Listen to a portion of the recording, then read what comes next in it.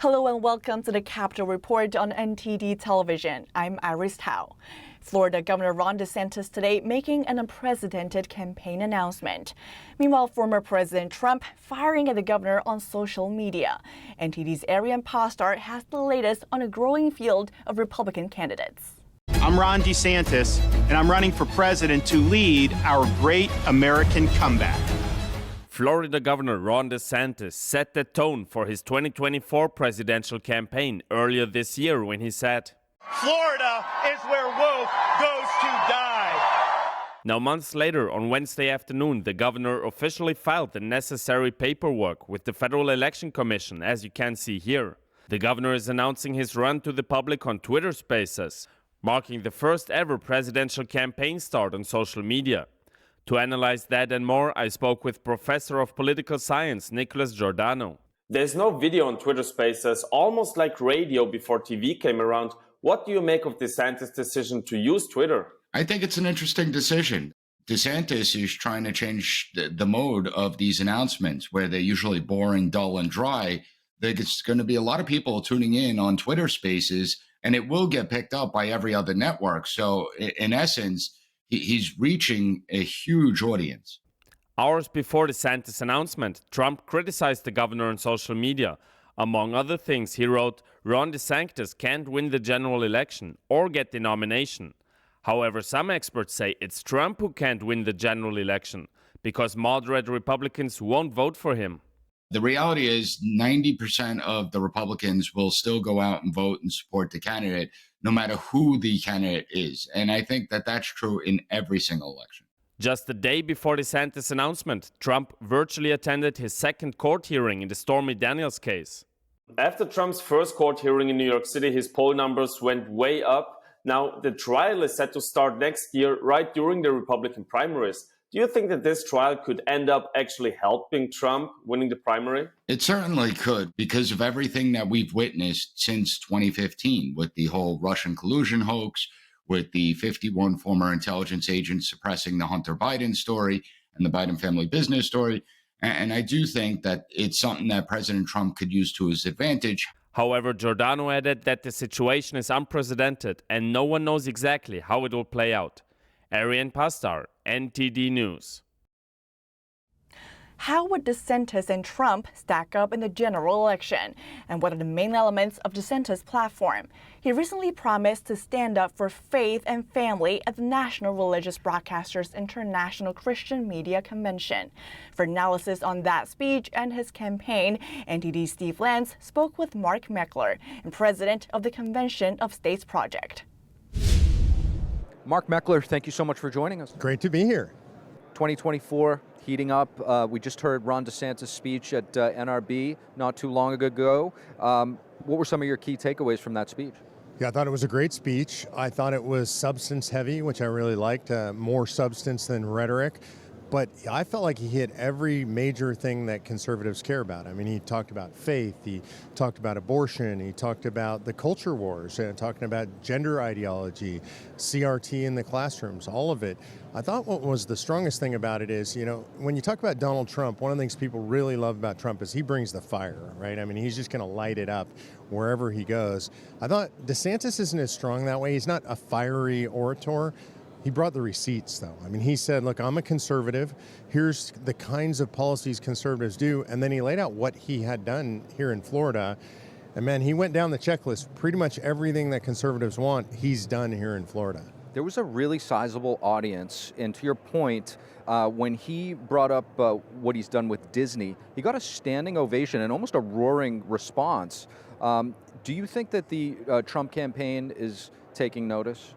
I don't know, but they should, for sure. I mean, because I think Trump's been on the wrong side of this issue even recently, sort of pro-Disney and chastising DeSantis on this issue. And the reality is, American voters, certainly faith voters, they don't like what Disney's doing, they don't like what Disney's done, and they're happy that DeSantis is going after Disney in this way. From a polling perspective, Mark, help us understand, he's basically been running a shadow campaign. Right. His hat's not officially in the ring. Everybody knows he's going to run. How big of a difference do you think it will actually be once he's officially in, reflecting in the polls? Yeah, I don't think it'll be immediate. You'll see a little bit of a bump immediately, but I don't think it'll be huge. The question is when he starts laying out his policy positions for the nation, and I would say when he starts going after Donald Trump. I mean, this is going to be an epic battle between two big personalities, two people with big aspirations, obviously. Trump is already going after DeSantis. The question is, can DeSantis land blows on Trump? That's what's going to show up in the polling. The argument is that Trump's base is just too rock solid for him to get out of a primary. Now you're seeing other potential candidates coming in. Tim Scott, rumblings of Glenn Youngkin. How will these folks affect the field? I think they'll affect it minimally. A lot of those folks are, they're going to hit the 2, 3, 4% range. Then the real question to me is, can DeSantis consolidate the rest of the base? And can he, as you described, convert some hardcore Trump voters to be DeSantis voters? So let's go over to the Democratic Party. Joe Biden's polling is down. Is he going to be their candidate, do you think, in 2024?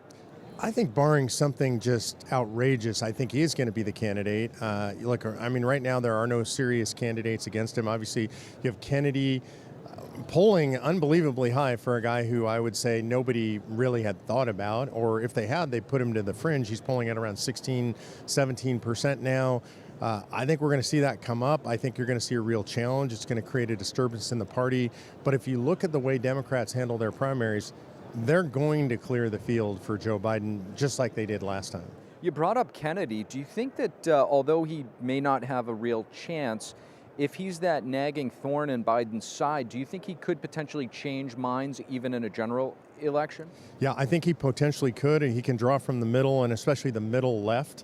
And that's really dangerous territory for Joe Biden, because Joe Biden has veered so wildly left that if there's anybody, maybe Kennedy runs independent, if there's anybody that pulls from the middle left, that could really hurt Joe Biden. Fascinating stuff, Mark. So before we let you go, when it comes to the general election, who do you think stands the best chance head-to-head against Biden from what you see right now in the Republican field? Yeah, that's hard to say. I would call it, in my opinion, close to a toss-up between DeSantis and Trump. Trump has his diehard base, and they're very enthusiastic, and enthusiasm matters a lot. The downside on the Trump side of the ticket is that nobody's going to change their mind and vote for Donald Trump, right? People, if you're in a Trump versus Biden election, everybody in America already knows whether they're Trump or Biden. So there's not a lot of ground to gain.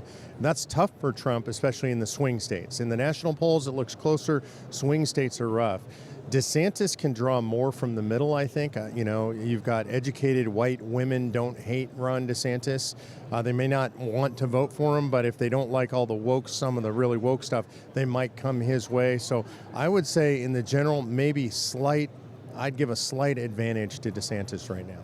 Mark Meckler, thank you so much. Thank you. Negotiations continue today at the White House. A Republican-controlled House and President Biden are forced to find a compromise on raising the $31.4 trillion national debt to avoid an economic catastrophe. NTD's Melina Weisskopf has updates from Capitol Hill. Melina, we know there's been quite a bit of back and forth here. As of today, where are these talks standing? Well, we're still seeing this continued debate over where spending levels should be for this fiscal year. Speaker McCarthy says that a basic requirement for Republicans should be to spend less money this year than they did the year before. Here's Speaker McCarthy from earlier today. But you owe more than you make in an entire year. So now for America, we owe more on our debt than our whole economy is worth, 20% more. So should you just raise the debt limit, or should you literally think, let's eliminate some waste? And McCarthy sent his lead GOP negotiators to the White House this afternoon to continue those negotiation talks. The White House has characterized these talks as productive and in good faith. As for House Democrats, they say that taxes should be a part of this conversation and have also offered freezing spending levels at the 2023 level instead of 2022 levels. Here's what we heard from those among the ranks of Democrat leadership today. He doesn't want to control spending when it comes to the military budget or, reeling in some of these excessive tax cuts for billionaires and big corporations. Republicans have rejected putting revenue on the table, rejected making sure the wealthy and the well-off pay their fair share, rejected revisiting the 2017 GOP tax scam. There also has been some back and forth over whether or not to impose stricter work requirements for people receiving social welfare benefits, an idea that many Democrats have rejected, saying that those requirements already exist. Another area where we did expect to see some middle ground, but we're unsure at this moment, is whether or not Democrats would support rescinding the unspent COVID money. We've asked multiple Democrats about this, although we have not yet gotten any straightforward answers. But one thing is clear, that is that both sides will have to give something, as one Republican pointed out to us. We have put an initial proposal on the table, but I don't think anybody thinks that initial proposal is going to be the final proposal. We're just 8 days away from that June 1st deadline. That's the deadline that the Treasury has set for when the government will then be unable to fulfill its financial obligations. Reporting in Washington, D.C., Melina Weiskup, NTD News. Thank you for watching the Capitol Report. If you want to see our full broadcast, check us out at epochtv.com.